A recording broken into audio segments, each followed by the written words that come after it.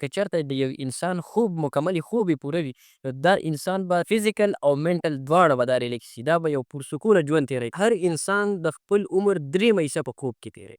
ریسرچرز دا خبره کوي چې د یو انسان 60 سال عمر دی، نو دی په دې 60 سال کې 20 سال خوب کوي.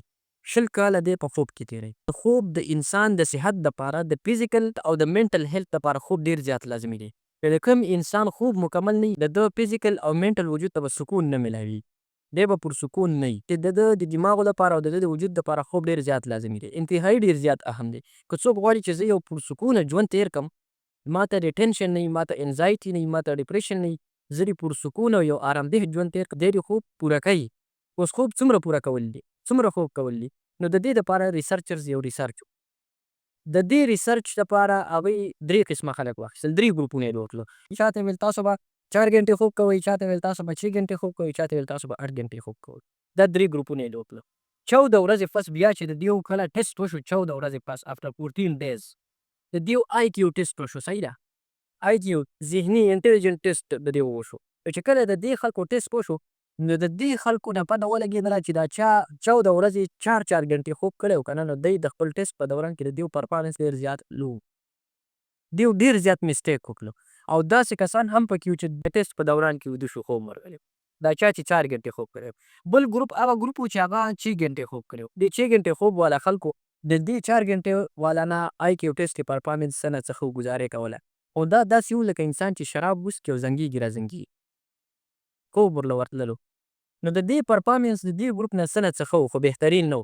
او 8 ګنټې خوب چې چا مکمل کړی و، نو د دیو پرفارمنس په آی کیو ټیسټ کې انتهایي ډېر زیات زبردست و. د دیو نه ډېرې کمې غلطیانې وشولې. دا بالکل ریلیکس و.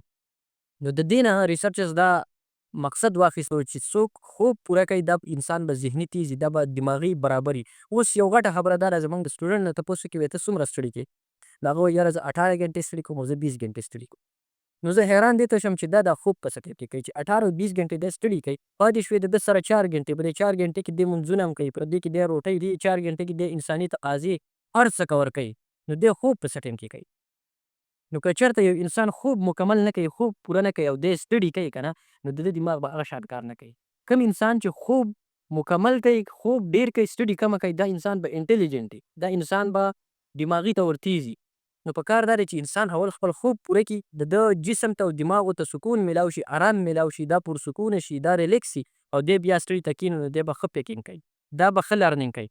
سټوډنټس ته زما مشوره دا ده چې اول خوب دی، اول صحت دی، بیا وروسته ستړیا. چې د کوم سټوډنټ خوب پوره وي، دا سټوډنټ به انټیلیجنټ وي، دی به دماغي طور تیز وي، دی به ښه لرننګ شي کولی. خو چې د کوم انسان خوب کم دی او دی ستړي کوي، دی به هغه شانته کې پیکینګ پاور نه وي، دی به هغه شانته کې لرننګ نشي کولی. نو خوب د انساني صحت دپاره ډېر